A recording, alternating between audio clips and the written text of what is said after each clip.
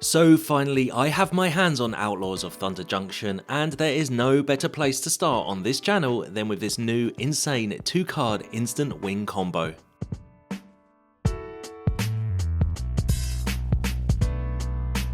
Hey everyone, Hex here, and this morning the new set has literally just dropped on Arena, so I had to make a quick video showcasing this particular combo. Firstly though, if you are new around here, please consider subscribing below, especially now Outlaws of Thunder Junction has arrived. I'm very busy brewing and tinkering with decks, and you won't want to miss out. So onto this combo, and it's literally just 2 cards today, Rush of Dread and Bloodletter of Aclazotz. So Rush is a new 3-mana sorcery with Spree. Spree allows you to play additional costs to kind of build your own spell. This particular card has pay 1 colorless in addition to its mana cost for target opponent to sacrifice half their creatures, pay 2 colorless for them to discard half their cards, or pay 2 colorless to make your opponent lose half their life rounded up. You must pick at least 1 cost, and you can pick as many as you like, but only once. Today though, we are interested in its 3rd cost to pair with our Bloodletter. Bloodletter doubles your opponent's life loss on their turn, so together this combo should be enough to kill them with just the 1 spell. I say should because Magic is never that simple, but this is the combo and our deck is very skewed to do just this.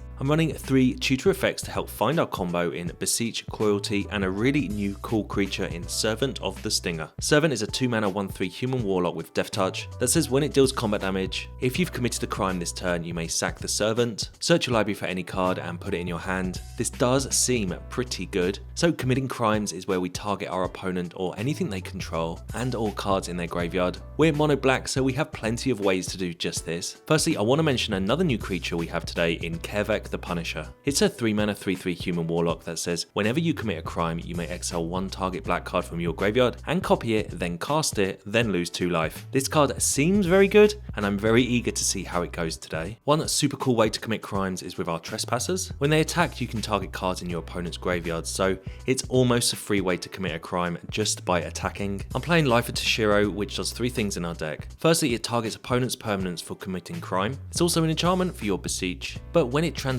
can help pay for your Rush of Dread later in the game. More obvious crime is committed with Go for the Throat, Long Goodbyes, and the End, and I'm hoping to at least use the End once in our games today to help disrupt any mirror matches that I may face. I'm running Path of Perils for go wide strategies, Preachers for some card draw, and the token creation with Not Dead After All to help save our Bloodletters in a pinch. Got 24 lands, and that is the deck. So we have a record 12 sets to pick from, so the alternatives are almost endless, and maybe this deck will evolve as the months roll on, but this is my early take and I've really enjoyed building this one. I am very keen to see how the combo works in a competitive environment though. Is it jank? Is it viable? I'll let you decide on that one. I definitely want to hear your thoughts on this set though in the comments below. What are your favourite combos and cards? Don't forget to drop a like, consider subscribing if you haven't, and I'll catch you again in the next video. Alright, on the play, and this is a pretty okay hand. We have our Rush of Dread, and that is important to have one part of a combo in your opening hand, so I'll keep this one. A couple of 3-drops and the End to take care of any pesky threats we may be facing. So this set has literally just dropped about an hour ago, or about half an hour ago, and I am very keen to play this mono black deck. Fortunately, I wasn't part of the early access, so I haven't had a chance to play with Outlaws of Thunder Junction, so this is my first chance, and I'm really excited. We'll drop the Trespasser here. Opponent looks like they're on a Dimir Brew with the Skull Dweller and the Blight Belly Rat. And Vraska's Fall to take care of our Trespasser. Okay, well we did draw our Bloodletter here, so Bloodletter and Rush of Dread is the combo we're looking for. They just played a removal spell. It's either Preacher or Bloodletter here. Bloodletter could easily be removed, but if they don't remove it, we're threatening lethal next turn. I'm not sure if they know what's going on here, if they've seen this deck in action up until this point, but opponent with Infectious Inquiry, and I think we may be okay here. We may have the green light here to fire off our combo next turn. Opponent with another Skull Dweller, and they're just going to attack us here. And yeah, we'll just take that. We got to 7 Toxic, so they did quite well at poisoning us, but Rush of Dread here. Target opponent loses half their life, rounded up. So that's a 9 damage to our opponent, and the Bloodletter does the other 9. Nice.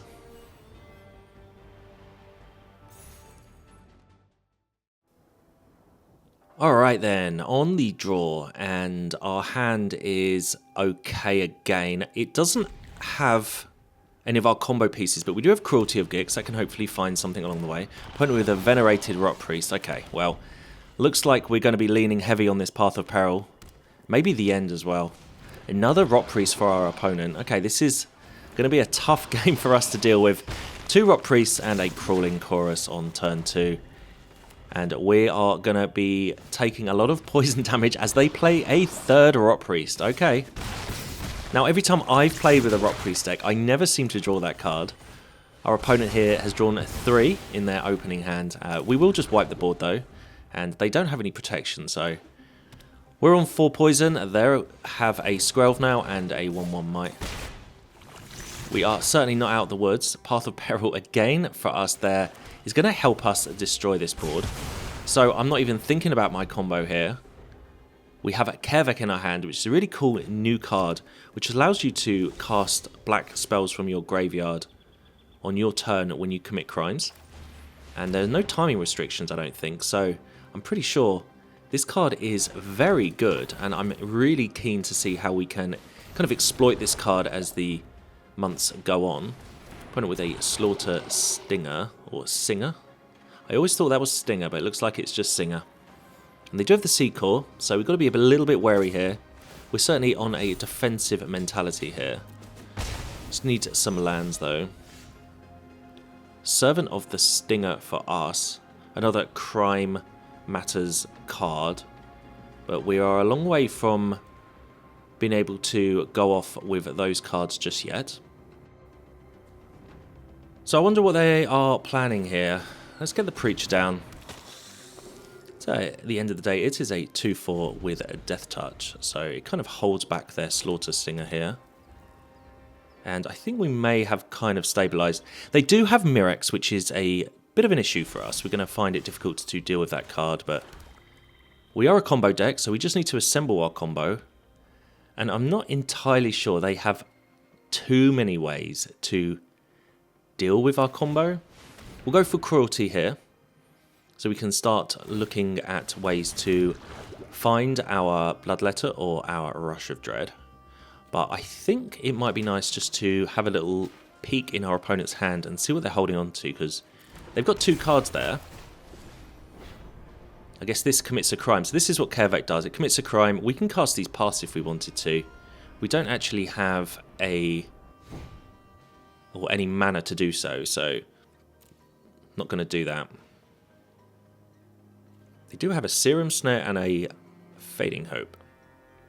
No blue mana though, so we are kind of hoping that we can swerve the opponent drawing some blue mana. But we'll get in there with the Preacher. It makes a 1/1, which we can block their tokens with. I don't care if my 1/1 dies. Next turn, Cruelty here can find one of our combo pieces, or another way to deal with the board. Opponent with Annex Sentry is going to nab our Kervek. Not a major issue. We have Long Goodbye. We actually have another Punisher in our hand anyway. And they are getting busy with their 2 creatures here. So we definitely got to be mindful of our toxic, or our poison damage. We are up to 6. Luckily, they went crazy with those Rot Priests early in the game, so I don't probably have to worry about that. We can find any card, and I think I'm just going to go for Rush of Dread. It's easier to find the Bloodletter if we can find one of our Beseeches. So Rush of Dread is the harder card to find. We will use our Trespasser here and eat their Rot Priest. So this is targeting a card in our opponent's graveyard, which actually commits a crime. So that is why Trespasser is in this deck. It's a kind of cheeky way to commit crimes. It's also a good way of keeping opponents' graveyards as clean as possible, especially as there are so many graveyard decks at the minute. So I definitely want to hear your thoughts on this set and what kind of combos and synergies you found. There are so many. This set is actually really nice. I'm really kind of looking forward to brewing some decks with it. I've got a massive list of things I want to try. Definitely wanted to get this out there. This channel was built on combos, and this is a classic combo that has to be on this channel. I'm not sure if it's jank, I'm not sure if it's even viable, but it's a nice little way to get through board stalls, etc. So we'll see. I do like a 2-card combo in Standard though. We'll longer buy the Sentry here and get our Kevek back. And it goes to Knight as well. So Cruelty here can nab a card from either graveyard. We could take the Preacher, but if we take something from our opponent's graveyard, we get to commit a crime. Sentry looks like it's a nice target here, as we get to also take care of their 1/1. So by committing a crime, we get to trigger Kevek here. And we get to cast a copy of Long Goodbye from our graveyard for 2 life and 2 black. We will eat that Singer, and I guess that commits another crime. We'll just wait a second because Sentry is going to target their opponent's creature, and that's going to commit another crime. And this time we can go for Preacher, and yeah, this crime strategy as our plan B has worked really well as opponent scoops it up.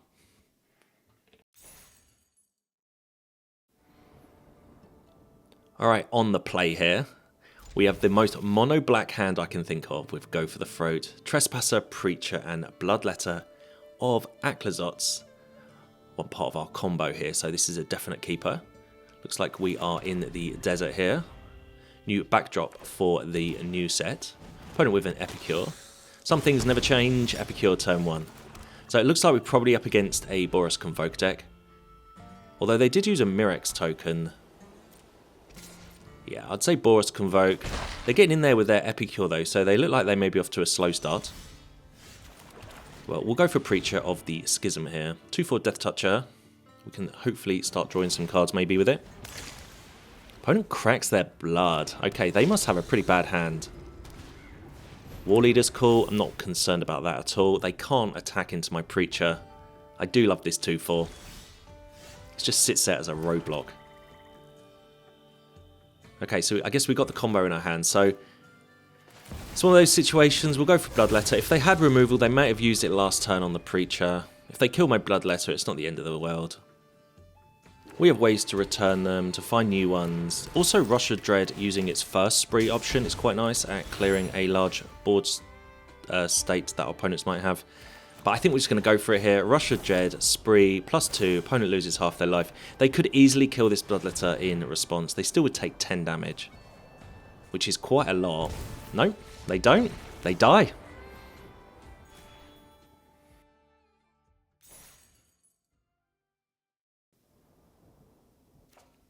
Alright, on the draw. Very expensive hand for us here. Although our Servant is a 2-drop Death Toucher, so let's go for it. These are all early days of the new set, and so eager to try everything.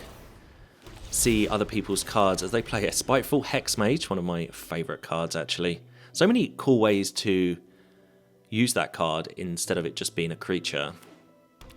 Creating a token for just 1 mana is pretty nice at things like Beseech the Mirror like we have in our hand. It would also make the Hex Mage a 3/2. And a Vendor as well, okay. I'm really not sure what we're up against, but it looks like some kind of Aura deck. But we'll just play our cards. We do have a Bloodletter there, so Bloodletter, Beseech, we should be okay here to maybe combo off. I say should. Combo decks are very reliant on RNG and variance. We're hoping that the opponent can't interact as well. Campbell, Profiting Mare. Okay. I will put that card up on the screen as it's a new card. But essentially, it what does it do? It creates tap tokens that are copies of tokens that enter the battlefield. And also drains. So that's what they're looking to do. No attacks here. Unfortunately, we don't really have anything to do here. And we could potentially be taking quite a bit of damage if they can deal with my Servant of the Stinger. Another Hex Mage, okay. Well, they get to put the Curse Roll token back on the other Hex Mage, which means that this one is a 3/2 now.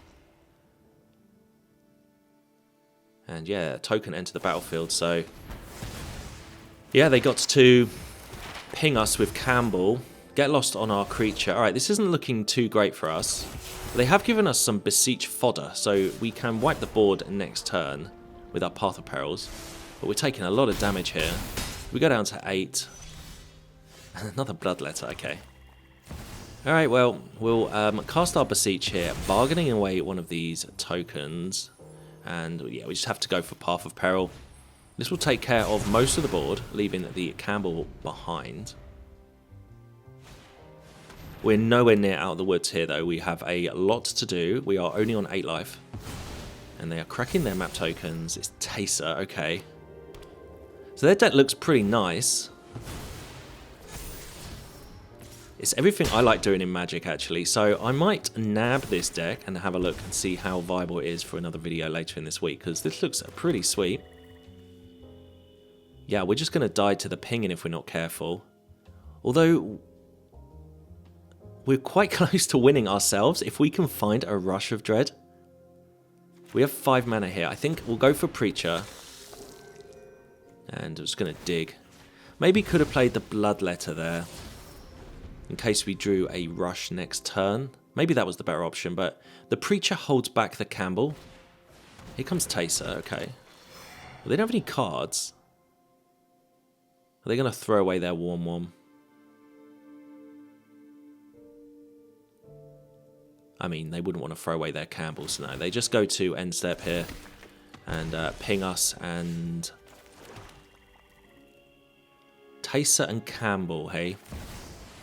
Bloodletter here for us means that if we can survive this one turn, then and we find a Rush of Dread, maybe we can sneak a win here. Who knows?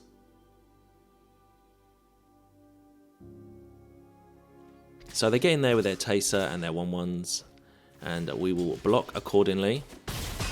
We go down to 1 ourselves, and Ariat of the Charmed Apple. Okay, well, we're still on 1. Very close, as we find a swamp. Not what we needed there. So unfortunately, we have to try and find a way to get a couple of the creatures off the battlefield or get some blockers, because otherwise we're just going to die. It's a shame we can't just use our Beseech to look for something here, but I think we're going to have to go for the other Bloodletter and Kervek. I think I'm playing this game correctly. I'm not sure if I have missed an opportunity to cast the Beseech up until now. Let me know if you think I have. But yeah, we'll just get some blockers down, and I mean, we're on 1 life. They have a pinger on the battlefield or a drainer, so this isn't looking too great. Hopefully they've just got lands in their hand. They play 1 of them. And if this is all they've got no attacks here. Or no decent attacks. They'll lose their 2/2, I guess. What are they going to do? They keep hovering their wedding festivity. Okay, they're getting there with Campbell. And Ariat. And the 2/2, okay. Well, we can just block everything. And stay on 1 life, I guess. Alright, there's a Trespasser. Sure, I mean, Trespasser can maybe gain us... Well, it's going to gain us a life. Is that going to be enough to maybe keep us in the game? It could well be. This is really close. And yeah, let's just Beseech now. And I'm just going to go for the Rush of Dread to try and win next turn. So they have to kill us. They have to do 2 damage to us. Or they are facing a combo loss. So this is extremely close. Spiteful Hexmage is going to make a token. I guess it's going to ping us with Campbell. Yeah, and Ariat and Hexmage is going to take the last bit of damage to us in our end step, and we die, but I don't mind. That was a really good game there.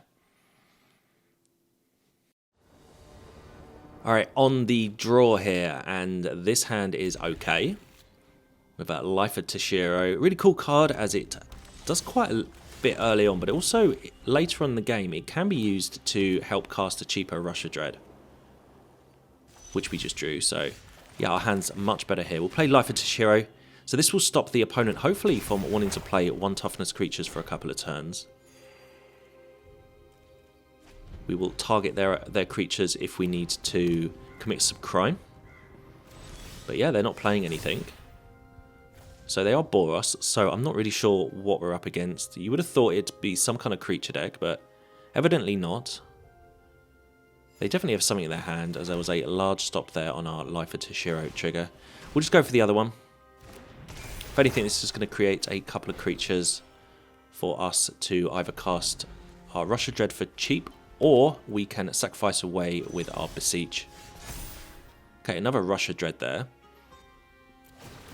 Sure. So I guess we're just gaining a lot of life here. We're up to 28 already. And yeah, I mean, we'll just play a Trespasser here.